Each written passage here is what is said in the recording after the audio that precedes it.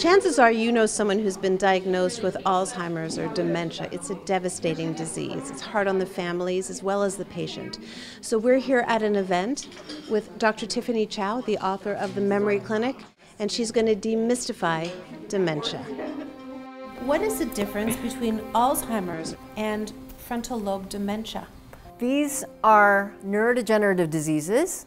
That's what they have in common. But they're attacking different parts of the brain. Alzheimer's disease attacking parietal lobes and those hippocampi is going to manifest as more of a memory problem and where things are in space problem, sometimes language problems. Front half of the brain handles your social skills, your sense of narrative, turn-taking in conversation, knowing how long to continue doing an activity and when to switch appropriately. What is the circumstance in your life that brings you here right now? So I'm here because my mother has Alzheimer's. My husband has dementia. My mom, who's struggling now for a few years with Alzheimer's. So my husband was diagnosed with early onset Alzheimer's at the age of 55. Generally what I do is I'll try to see if they have any awareness whatsoever that something's different. Just start generally with, do you feel like you're the same as you were 5 years ago, or the same as your friends who are your age?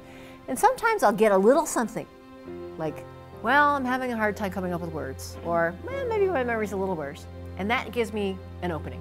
I stick my foot in the door and I say, well, we did some testing, and it really looks like the best explanation for what's going on with you is Alzheimer's disease.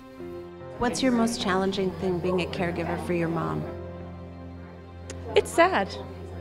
I would say the sadness. You have all these stresses on you constantly. You never know quite what you're walking into from one moment to the next. And it's affecting all of us, my kids, my dad, my husband, and we're really kind of struggling as a family because it's very hard. There are times when patients have behaviors or habits that have become dangerous for them, and the family is not expert at keeping them from doing those things or keeping them safe, despite the fact that they will still keep doing those things. Just as important is, how are you doing?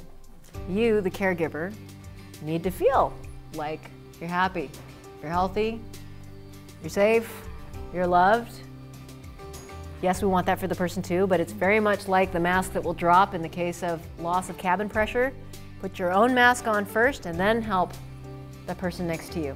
I think this book is really helping, yes, Mom, but also how to protect myself. It just helped me realize when my husband gets anxious, the reason why, and I think I will be better able to deal with that now.